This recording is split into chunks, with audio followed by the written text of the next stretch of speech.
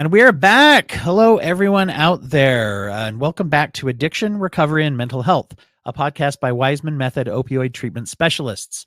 I'm your co-host, Dwight Hurst, here to have a wonderful question and answer session with our esteemed panel of experts, which are I'm lucky enough to always be with when we do this show together. We're joined, of course, by Clare Waismann, who's the founder and creator of the Waismann Method Opioid Detoxification Specialists and the Domus Retreat. Clare is a renowned substance use disorder certified counselor, also a registered addiction specialist, and she's been influencing the field of addiction recovery and opioid detoxification for a long time, let's say, since there has been such a field. Maybe not quite then, but for a long time, and a lot of good. David Livingston is a clinical director, an LMFT, a holistic and compassionate expert in the field of psychotherapy. And David's particularly known for helping patients who have grappled for a long time with addiction and who have lacked emotional regulation, have had emotional regulation challenges, and have struggled to find effective tools for healing. So grateful to have him here. And Dr. Michael Lowenstein is a globally recognized authority with board certification in anesthesia, rapid detoxification, pain management, and addiction. And is known as a world-renowned leader of that. So welcome back to the show, guys. It's good to all be together again. How are you? Good to be here.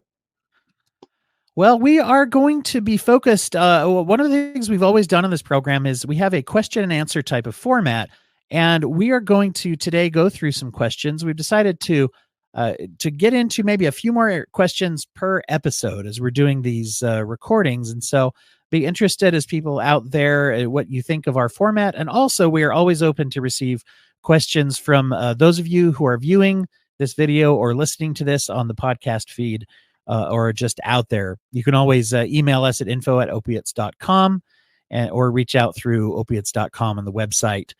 Contact us and let us know what questions you would like us to answer. Today, we're going to be going over some questions that do talk about medication-assisted treatment, and the first couple of those actually are about fentanyl, which we talk about quite a bit on here because of the epidemic crisis and threat that fentanyl is posing. And our first question today is, how does fentanyl compare to other opioids, particularly in regards to its level of danger? And I'll throw that one. That's a good one to start with. What are we seeing with that? I think Dr. Lowenstein will be the perfect person to answer that, but I think Dwight, before he answers, it's very, very important when we talk about fentanyl nowadays to defer illicit fentanyl than pharmaceutical grade fentanyl that is used very safely, by physicians. We're dealing with a completely different drug and a completely different level. But I just want to make sure, Michael, that, we make that clear for the people out there that because I spoken to a doctor actually this week, and a lot of people get to emergency rooms right now and they are scared of fentanyl because of everything they heard about fentanyl. So it's really, really important that we make clear to patients, the differences. That's a great point. Yeah. And Claire, it's very important to distinguish between the two. Pharmaceutical grade fentanyl we've used in the operating room, we've used to treat chronic or cancer patients for years, and it's a very successful, very effective drug. In the operating room, we'll use microgram doses, though. We'll use 50 micrograms, 100 micrograms.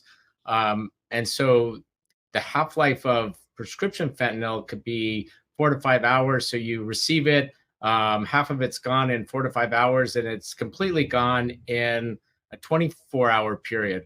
Whereas illicit or street fentanyl, we're talking about grams worth. And again, we don't know when patients are using the Oxy Blues or fentanyl powder, we don't know how much fentanyl is in it, but we're talking thousands of times greater dosage than we would use in medicine, in prescription medicine.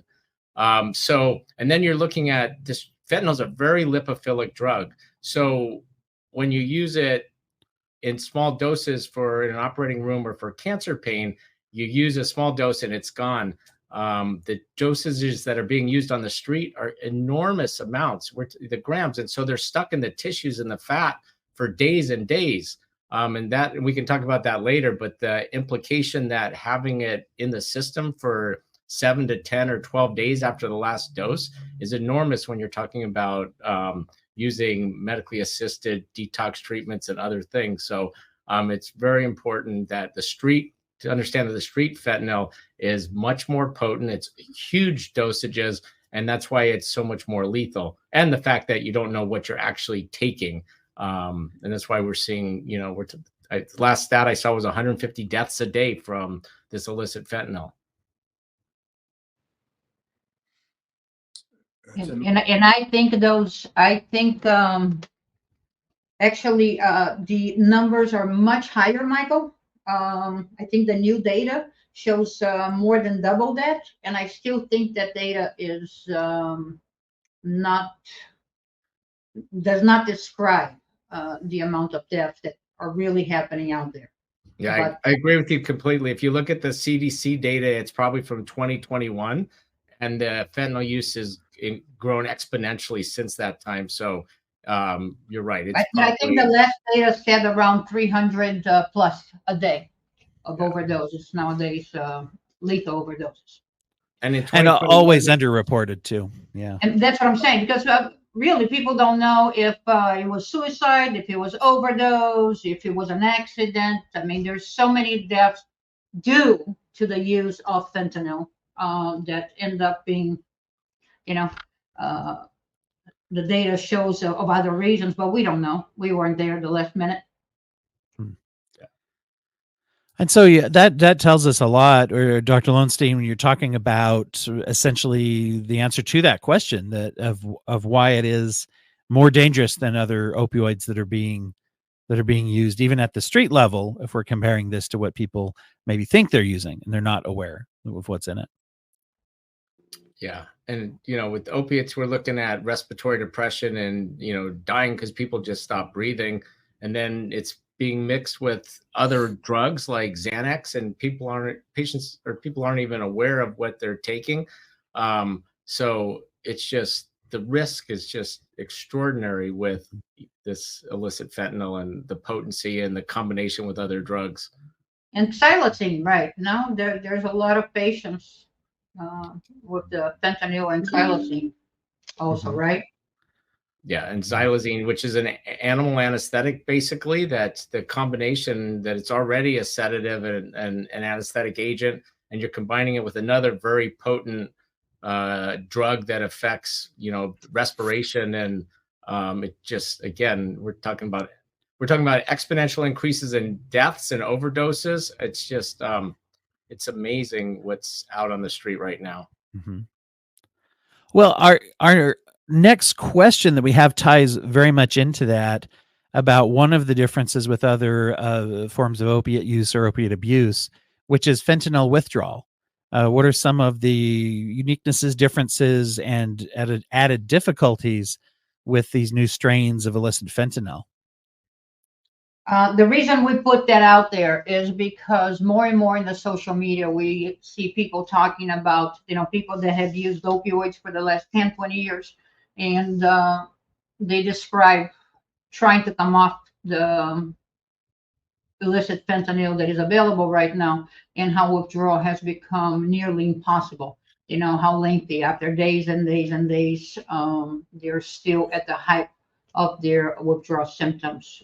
So that's the reason we have the question out there. People just don't understand why this is so different than it ever was. Yeah, and traditionally the duration of withdrawal would be related to the fast-acting or short-acting opiates versus the long-acting opiates. So a drug like hydrocodone or oxycodone or morphine that have very short half-lives, the body will eliminate it faster, and the withdrawal will theoretically last for a shorter period. So you would hear people talking about 4 to 7 or 10 days for a short-acting. Methadone, on the other hand, that had a longer half-life or was stored in the fat and the tissues, you would see a little longer duration. But with this fentanyl and the grams dosages that people are taking, and the whole being lipophilic and stored in the fats, we're still seeing positive urine drug screens for fentanyl at 7 to 10 days, and norfentanyl, which is metabolite, we're sometimes seeing that positive for 14 or more days. So, the withdrawal lasts longer. And then again, like I mentioned, that has an implication for introducing a drug like Suboxone or one of the buprenorphine products, where typically you would stop a drug for a day or 2 or 3 and be able to initiate it. I'm hearing a story of just horrendous precipitated withdrawal when people try to introduce Suboxone to someone who's taking a large dose of fentanyl. And the patients that I'm treating are telling me these nightmare stories of, their worst experience in their life was this precipitated withdrawal from, introducing Suboxone. So if you have to wait 7 to 10 days, well, by then, most people have gone through with the majority of the withdrawal. So it just is a really new and different problem than we've experienced in the past. And does that include the I'm assuming the physical symptoms and even dangers that are usually accompanied that would last much shorter amounts of time? In other words, they're in pain and having those things the entire time. Yeah. So the withdrawal looks the same. It's still the nausea, vomiting, diarrhea, can't sleep, can't eat, restlessness, anxiety, all those things. It just lasts for so much longer with fentanyl than we've seen in the past with the shorter acting, opiates. Mm-hmm. And I can only, if I'm putting myself in the shoes of that person, I mean, withdrawal is something that dissuades people from stopping anyway, and is dangerous if you aren't under any kind of medical supervision. But if I go a week into withdrawal from something, I'm more likely to just start using again. And then the next time I want to stop, I'm probably more likely to not try to stop. Or I guess less likely to stop is the better way to say that. At least that's what I would feel like. Is that what we're seeing play out? Does this play into people's ability to engage with recovering and getting treatment? So, certainly, or maybe I can speak to that a little bit, but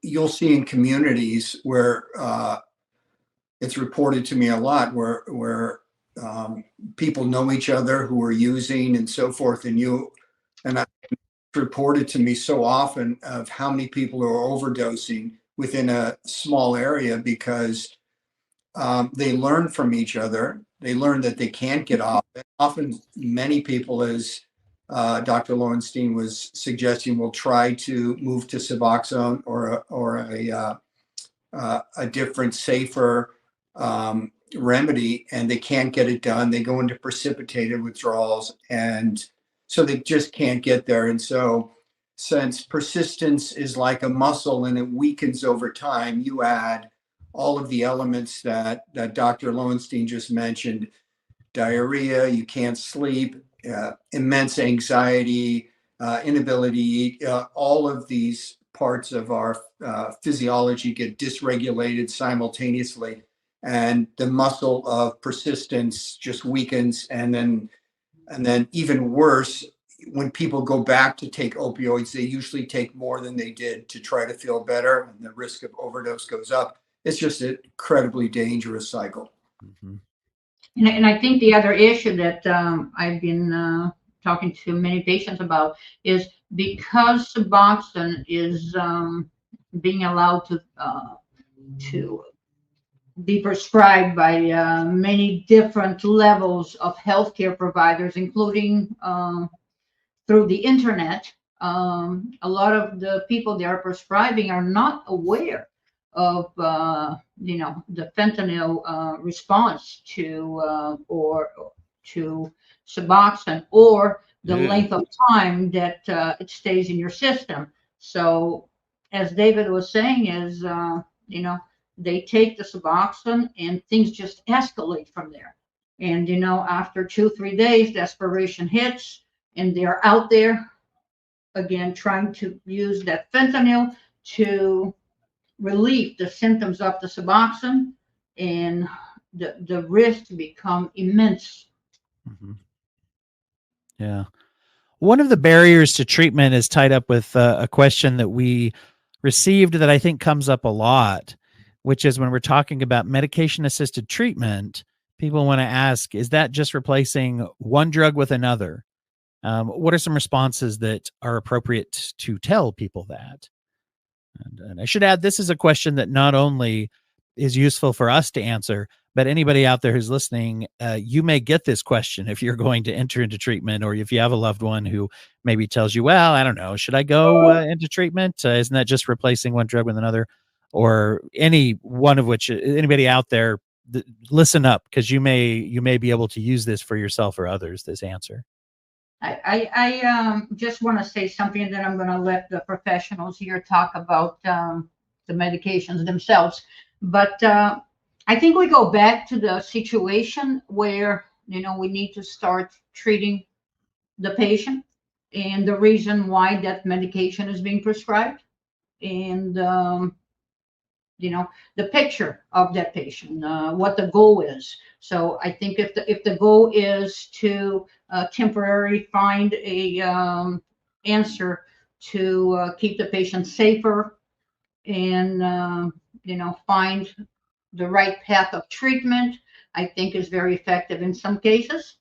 I think prescribing to all people at all times, forever, is where we find people getting frustrated and hopeless. And again, many people feel like it's almost like a tease. So they are taking the opioids, although they're not getting the euphoria they used to get from others.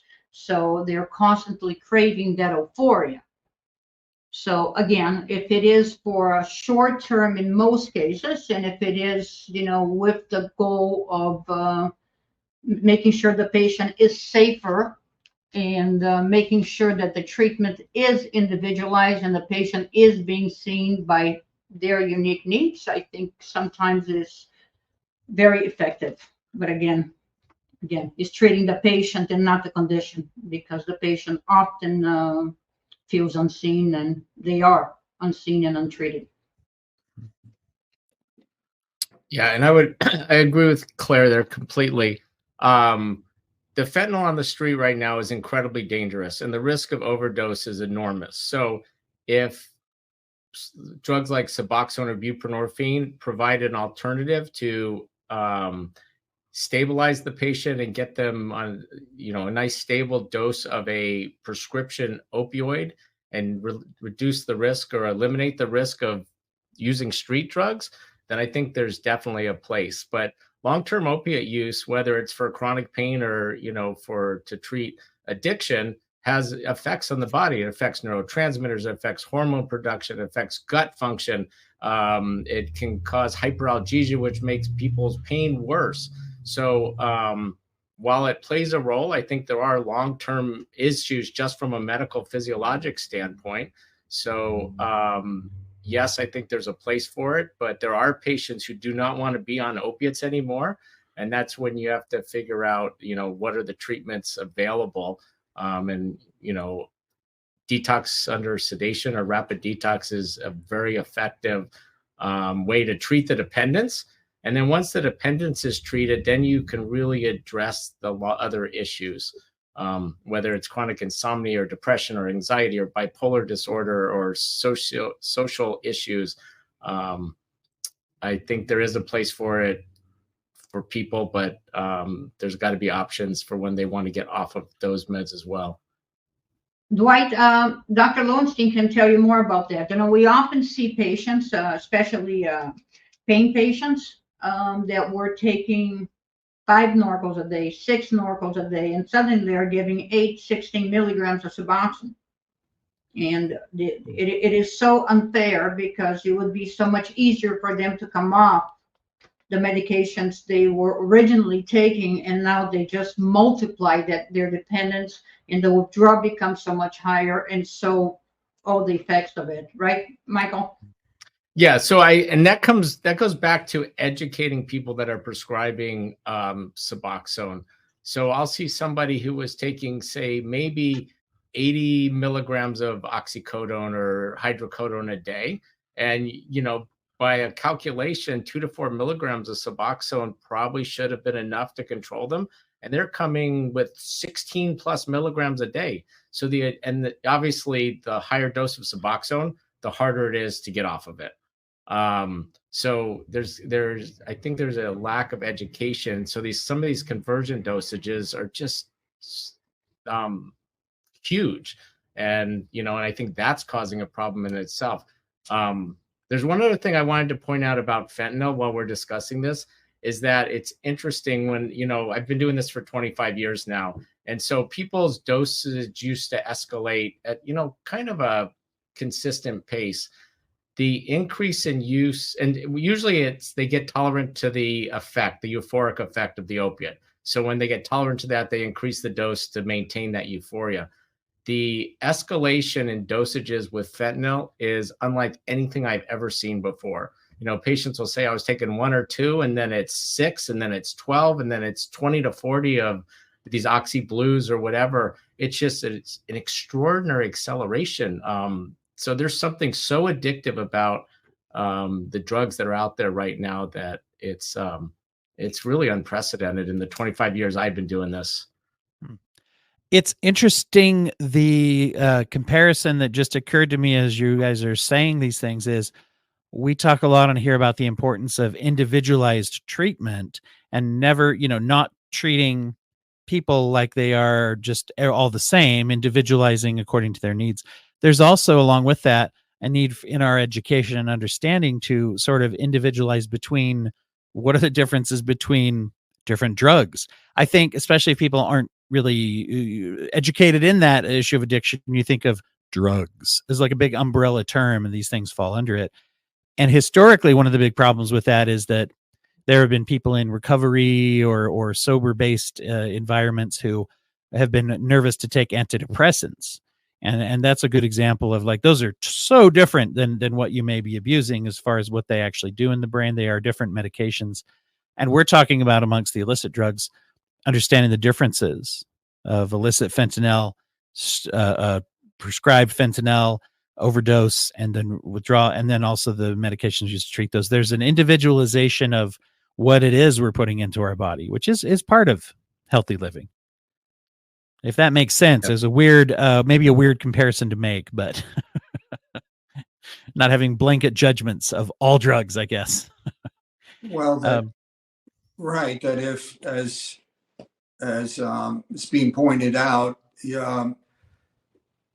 have to get off the street fentanyl. You have to, because it's so addictive. It's so dangerous. You have to get off it. And, but then to distinguish whether or not what you want is to get onto a safer drug because you're still vulnerable. You really need a interim period of being able to be on something like a Suboxone, which is safe. And,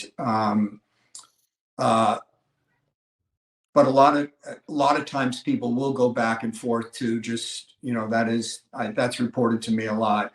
But also, if you're really ready to get off of it and want out of the whole cycle, that's another option. And I think that's the thing we're talking about, and isn't always what I hear reported to me is generally whatever the program is or what is recommended. So it's not really taking the time to find out how vulnerable a person is. It's really harm based. And while that makes sense from, you can't die and you have to get off the drug, but a lot of people don't want to. What they really want is just to be off it altogether. So, and I think we see a lot of people who come through who are just tired of being on opioids altogether and went off it. And there's a big group of people who benefit from that. Mm-hmm. Yeah, it's a great point you bring up, which is, are we meeting the needs of a patient or are we meeting the needs of a program at the cost of what we require a patient to do? One question that comes up a lot that I think we are leaning into here naturally is, can opioid addiction be cured? Those that meet a diagnosis for opioid dependence, and I know this can be a almost kind of a dicey question in a way, because there's a lot of emotion and history and tradition involved in this question. But as we're talking from that medical standpoint, can it be cured?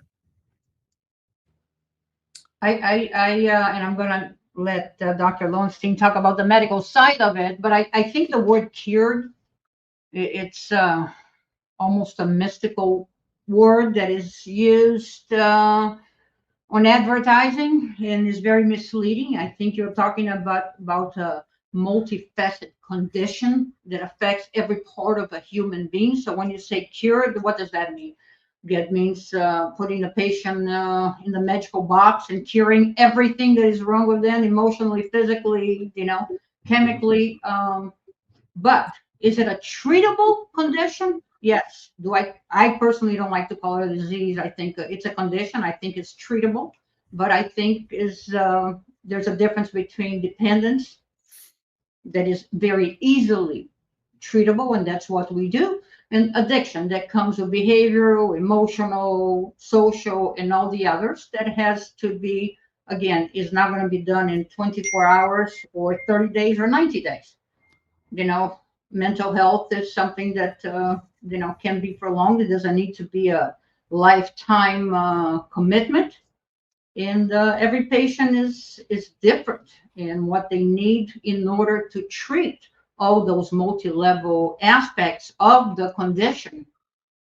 Is very different. So we got to stop generalizing addiction as if it's a human with blood running veins. Is not.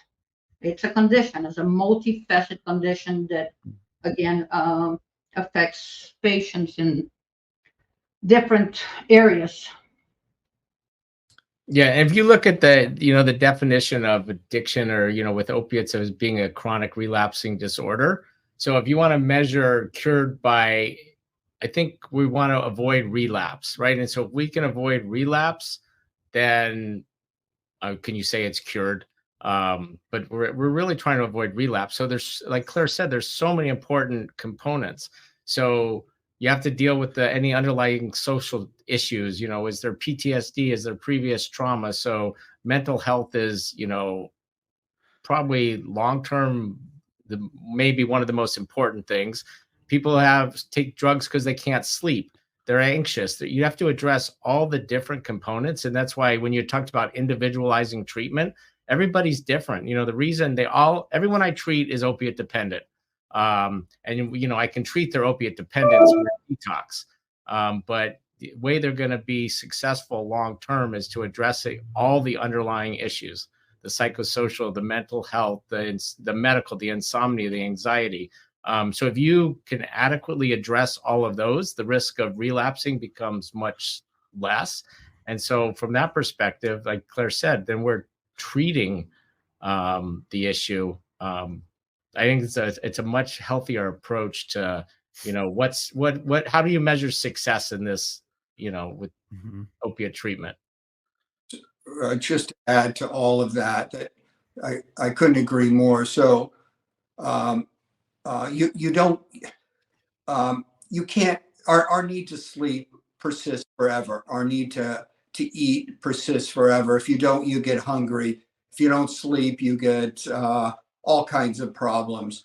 So those needs persist forever. So if you think opioids are ultimately a coping mechanism for most people, there are some people who will say they do it recreationally. And I would say, even then, it's a coping mechanism for a lack of imagination for other ways to recreate and enjoy yourself. And that needs to expand. So it is a coping mechanism.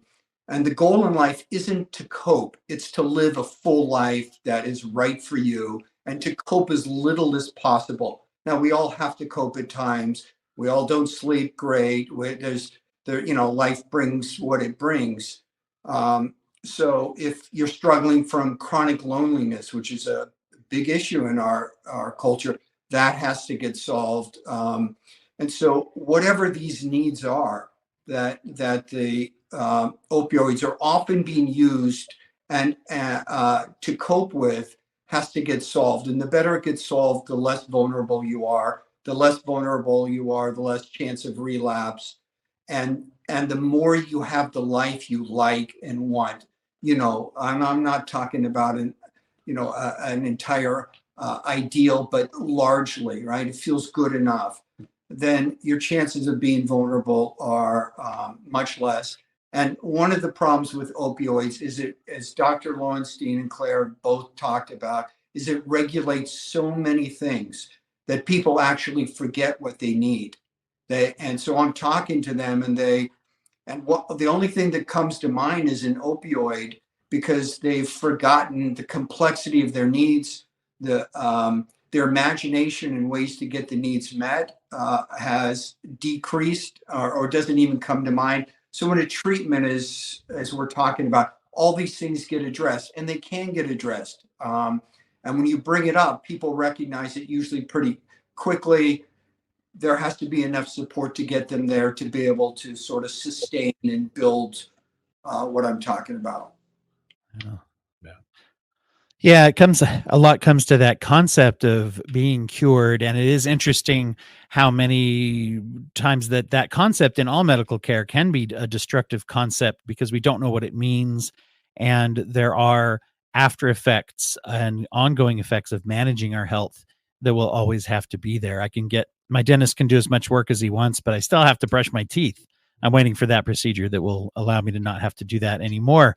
And that all builds into our final question today, which is, what are the long-term effects of opioid use? You get into treatment, you get into sobriety, you get into, you're not, maybe even using anymore, and we still are going to see effects that might be there. What are those? What should people be aware of? You want me to? I'll take on that one to start with. So we know that opiates affect many different parts of the body. You can affect the gut, and you can affect, pain and things like that. And those tend to reverse themselves more quickly. You do definitely get changes in the production of neurotransmitters, the production of hormones. There are changes in receptors. And so a lot of the brain physiology has changes.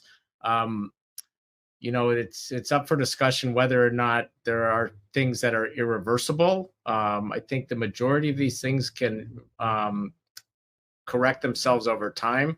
Your receptors are proteins in the brain. You will make new receptors. You will make new neurotransmitters. Your body will rebalance. You have to do things like good sleep, good exercise, nutrition. All those things need to take place to optimize. We know with alcohol that there can be genetic changes that are passed on to future generations. I'm not sure that's as clearly defined with opiate use, whether or not there's permanent genetic changes. But I think the majority of the changes that take place from long-term opiate use can be at least improved over time, if not reversed. But it is what it is. So we got to do all the things to optimize recovery, both from a mental health as well as a physical standpoint. And then, whatever you're left with. It's kind of like, if you look at functional medicine, we can't change our genes, but we can change how our genes express themselves. So healthy lifestyle, good nutrition, good sleep, all those things. There's definite science to document that you can influence how your genetics express themselves. And so we have to do all of those things to optimize our function once the opiates are eliminated and going forward. I think, Dwight, I think this is great, talking about the physiological side, but because we treat so many patients, a lot of them between 20 to 35 years old, I would like David to talk about the long-term side effect, because I think in a way it stunts your emotional growth. And I think that becomes a huge issue if you're looking at the long-term side effects, especially when they're coming off opioids and they're like 32, 33, and the parents are expecting them to be this, productive, strong adults when, their emotional development has been delayed. So I think if David could talk a bit about that, I think that's a huge side effect that is often unseen. So if you're relying on opioids consistently as a mediating process, your ability to develop your capacity to tolerate ambivalence, to tolerate frustration, to recognize ongoing needs in a variety of ways, from social needs to occupational needs, and other areas of your life can not be developed. And you'll also see that relationships kind of suffer, and there's less of an ability to negotiate in all areas of your life, if you will. So when I see, when you talk about kind of a stuntedness, often it's in that area. Now, but not always. I see a lot of people also who have very developed lives, who have been on opioids for one reason or another, and are able to sort of sustain that. And they've already developed the capacity for the things we're talking about. So it really does vary in terms of what the person is able to and has already developed and needs to develop. So it's not at all one size fits all. It isn't even at all that people, sometimes you'll see someone come through as exceedingly developed. In fact, they're so developed that one of the reasons they're using opioids is because they're tolerating more frustration and more ambivalence and more responsibility than they can handle. And they use opioids to cope with it because they don't want to let anyone down or something like that. So it really varies. With younger people, there is a much, because you're developing as you get older, there is a greater chance, as you're suggesting, Claire, that, there's areas that are just unattended to, that need time and patience to develop. Mm-hmm. Maturity. And it's an interesting component too, to say, time, we tend to think of it, even though there is delayed emotional growth and development during the times of there are implications for that. We do still exist during the years or time that we have addiction problems, and we change that too. Also, I've noticed that people, when they go through treatment and they're having success and they are no longer dependent on those things, they are sometimes addressing their mental health more openly and more in a healthy way than they were before they started using. So you may not recognize that your loved one is actually a better version, healthier version, I should say, of themselves than you saw before, because they were hiding things before. That's why they were self-medicating, right? So, well, wonderful feedback and information. I want to just commend this information to anyone who is out there, and please continue to tune in to monitor what we are sharing so that you can share that with others. Please consider going on to, if you're listening on a podcatcher program, Apple or Spotify or one of those, please share and rate the show as well. It helps us to get the message out there. We're so grateful for you listeners, so grateful when people reach out, and we really do want to hear your questions. Once again, send it to us at info@opiates.com. And just want to once again thank our panel for being here as always, and always taking so much time to do this outreach and public education. This podcast is a product of Waismann Method Opioid Treatment Specialists, and more information, of course, can be found at the website that I gave before, opiates.com. For David and Claire and Dr. Lowenstein, I'm Dwight Hurst, and want to remind everyone to keep asking questions, because if you ask questions, you can find answers, and whenever you can find answers, you can find hope. We'll be back with you again soon. Thanks.